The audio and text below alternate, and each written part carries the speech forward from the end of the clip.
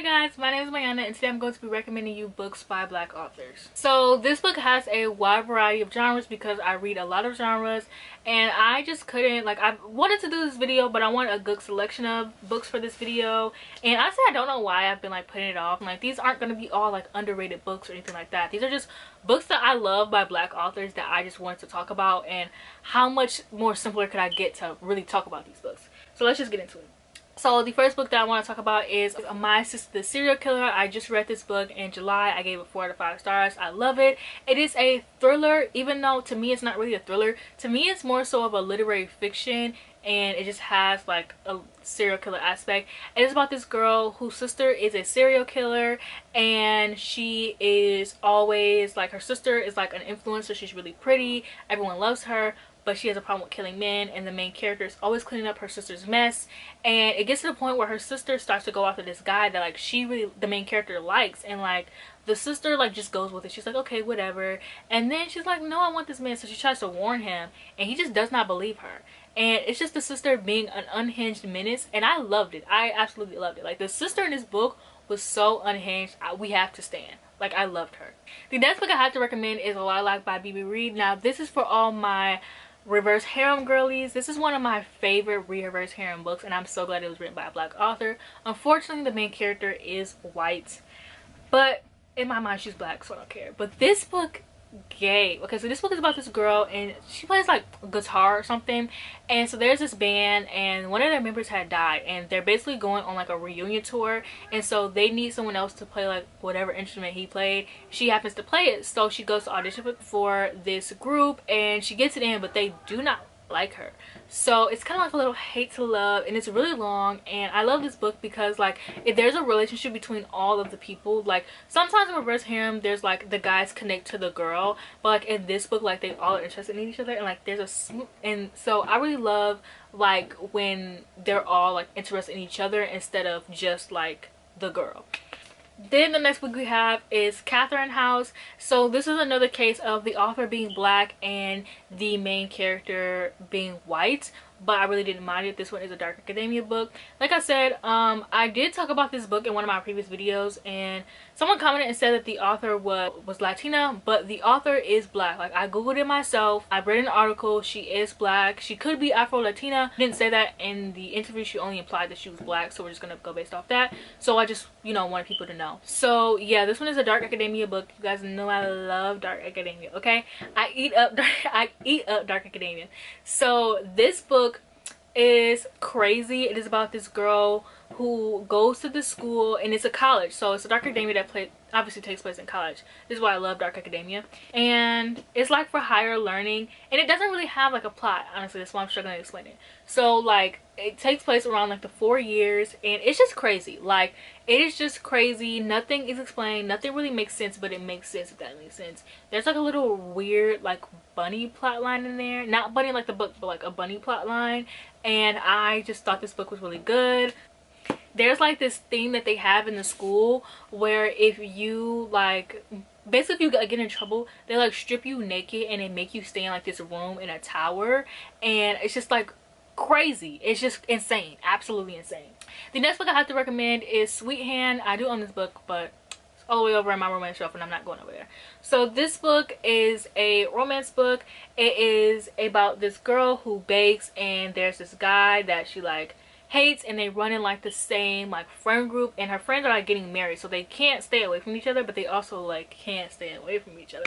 And so it's really good. The love interest is bi, so we love the Black boy bi rep. We love to see it, and I just think this book is super cute, and it's fun, and it's a fast read. And the second book is out already, and it's also a Black love romance book. The next book I have to recommend is For Vacation Only. I love this one. The artist for the first book is the same artist for the second book, which is how I found this book, because it's really underrated, and that's why I filmed this video, because this book is really underrated and I think it's so good. It's about this guy who was just recently married. He got engaged and his wife left him, and so he booked a cruise for his honeymoon, which, why are you booking a cruise for your honeymoon? Whatever. He booked a cruise for his honeymoon, and he ends up meeting this pink-haired Black girl, and she is the singer on the cruise, and they end up forming this friendship, and she shows him around and everything, and it's a really cute book. And I don't like French lovers, so this book gave it was giving a little bit more than I like think like books like that don't have like any like interesting tropes are like boring.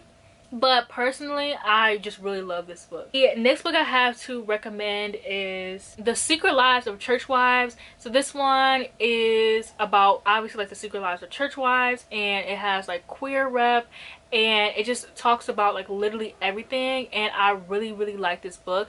I ended up giving it like 3 stars, but that's just because some of the stories really fell flat for me because they're different short stories. My favorite short story was the short story Peach Cobbler, which was about this girl who mom always made like the best peach cobbler. Her mom neglected her a lot, and her mom was like sleeping with the pastor who had a wife, and when she gets, and it's like years of like sleeping with him, her mom would never let her eat the peach cobbler. Like she always wanted to taste it, but her mom would never let her eat it. So she would watch the ingredients, and when she got old enough to get her own job and make it herself, she started making it on her own.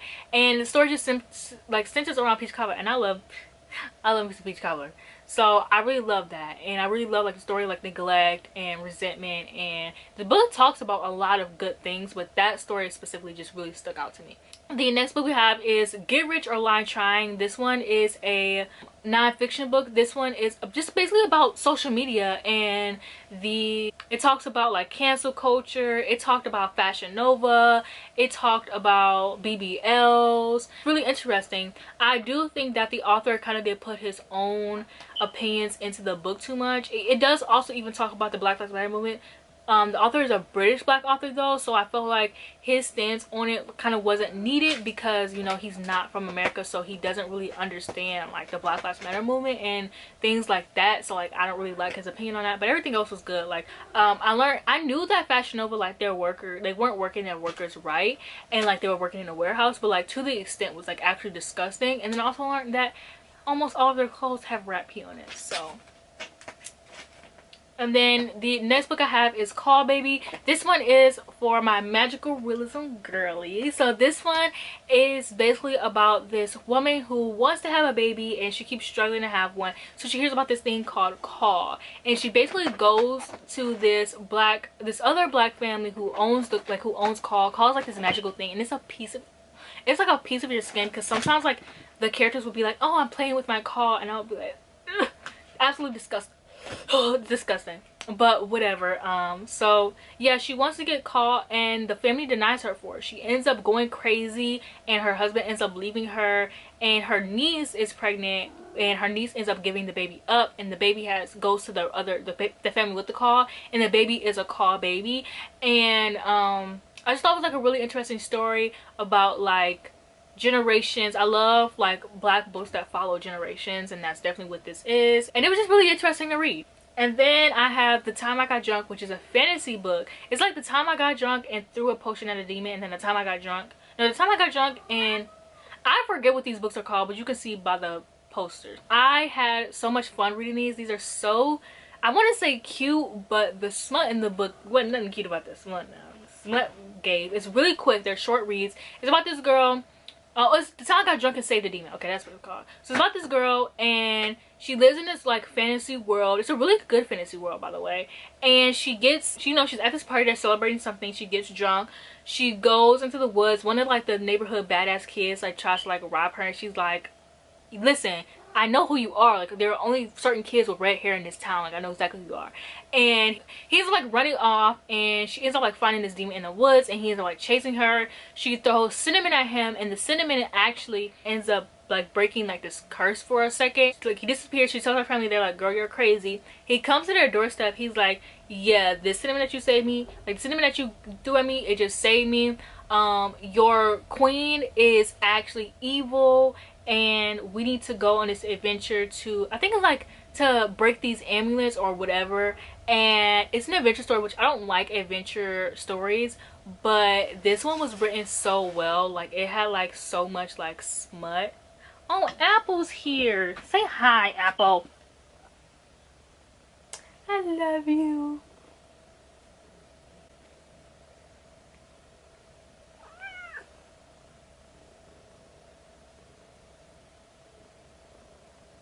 Okay, and then we have Hurricane Summer, which if you want trauma in a book, that's this. It's basically about this girl and her sister, and her dad basically was like a deadbeat dad, and he didn't want to take care of her, and he divorced her mom, and so they end up, he ends up contacting her for a summer, and she goes to stay in Jamaica with him. And it's just like her living in Jamaica, and like there's a hurricane that comes in the summer, and it was really traumatic, but it was also a good summer read. Like the descriptions were so well. I've never been to Jamaica before, but I was actually very interested in living in Jamaica, and I really was interested in learning about like what it was like to live in Jamaica, and I guess what it would be like to have family in Jamaica, because I don't have family who is Jamaican. And like I just love reading that, but it was really traumatic. Like I'm not gonna lie, like the book made me depressed. So if you're the kind of person who loves like sad girl books or depressing books, you definitely would like Hurricane Summer. Like I don't want this to like put anybody off from reading, but I'm trying to let y'all know like how sad this book is. It was really good, but it was really sad. Then we have Such a Fun Age and Vanishing Half. These are not by the same author.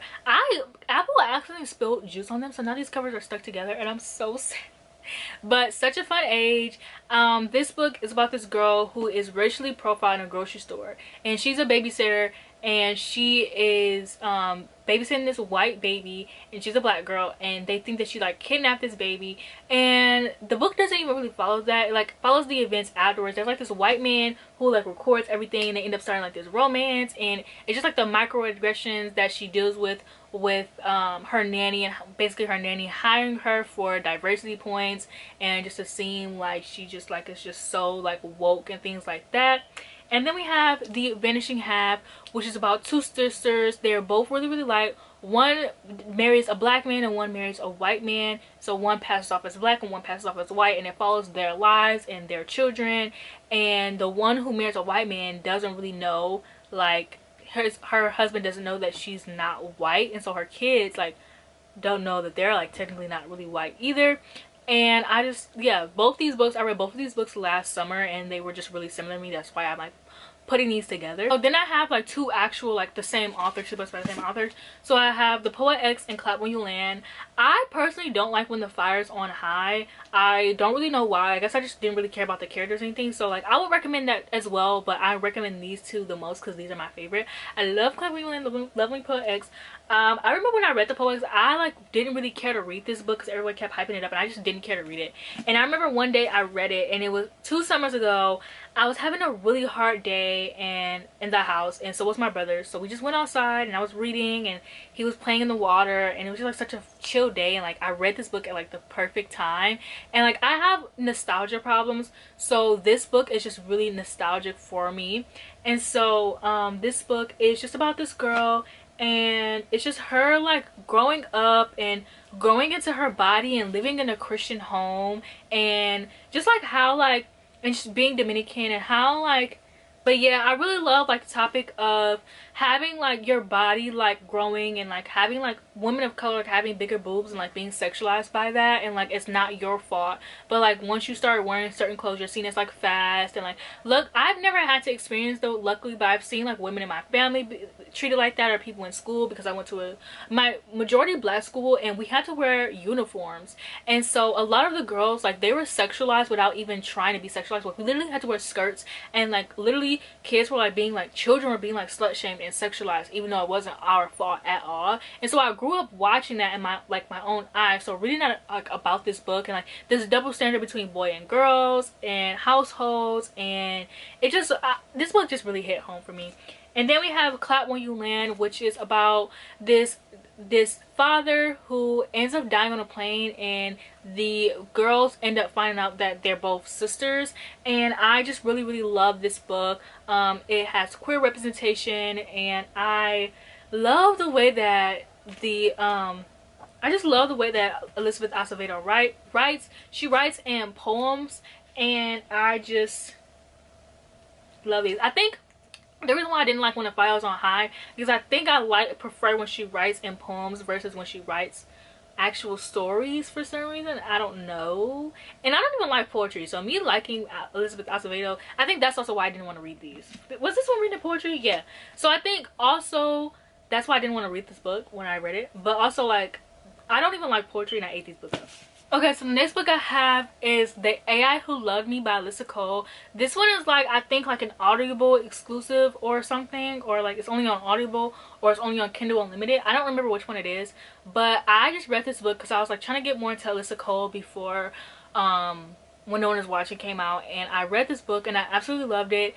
It's about her neighbor who's an AI, and it's a love story between a black woman and an Asian man, because we get black love stories and we get like interracial love stories like with a black woman and a white man all the time, but we never get interracial love stories with like a black woman and like other races. So that's really what I was looking for, and I ended up coming across this book. And so I read it, and it's about this guy. He's Asian, but he's an AI, and like they fall in love, and like it's a cute little sci-fi book, but like sci-fi romance, which like isn't a thing, but like it should be a thing. And it was just so fun and so cute, and I really wish I could like own a physical copy of this book because I ate it up. And then we have When No One Is Watching, which is a thriller, but it also has a little bit of romance. So if you want to get into a thriller but you're a romance reader, or you want to get in romance but you're a thriller reader, like this book is like the perfect mixture of that. And it's basically about this woman. It's basically about gentrification, and it's, I don't want to pitch this like Get Out, but it's like the most like Get Out book you have, honestly, because I really like the themes of like, not like black trauma, but like I really love like the themes of like, you know, gentrification, or using things that isn't really necessarily black trauma and like taking it and turning it into something bigger. And so the next book I have to read is Guarding Temptation by Talia Hibbert, which I would recommend like any Talia Hibbert book, but I didn't want to recommend like her popular books because everyone who reads romance recommends that. This one is Brother's Best Friend trope, which I love, and like basically this girl's getting sent like a bunch of hate comments online, and the love interest, like he's like a bodyguard, and he's not having her like getting all these hate comments, and people are like literally trying to harass her. So he like moves in with her to protect her, and like it's really quick. They start a romance, and it's so good, it's so cute. And then the last book I have to recommend for you guys is The Year of the Witching, which I recently gave 3 stars to, but I'm actually going to be rereading it because I love like stories with witches, and I feel like this book is, I feel like when I read this book I wasn't in like the right headspace, and I didn't read it at the perfect time. This book is basically about this girl who is a part of a cult, and she's basically told like not to go in the woods, but she does go into the woods, and she meets some witches in there, and they give her like this journal from like her mom, and she ends up like discovering more about her mom. So I did like, I don't know, I just thought it was like okay, but I really want to give this book like another chance. But I definitely feel like you should read it because it's by a black author, obviously, this video. So it's a black witch, and like we don't get too many stories about black witches, which I think is so crazy, because like if it wasn't for black people we wouldn't have witches. But you always get the story of, but let me not even get into that. Let's not get political, okay? We're not trying to get political here like this. It's just a cute, fun video. But definitely check out this book. So yeah, thank you for watching this video. Let me know if you want to recommend me any books down below. I read every genre. I don't read YA, so please don't recommend me YA. But if you can recommend like some adult fantasy, some adult sci-fi, and romance, I will gladly take it. But yes, check out my Patreon, like, comment, and subscribe, and I'll see you guys in my next video.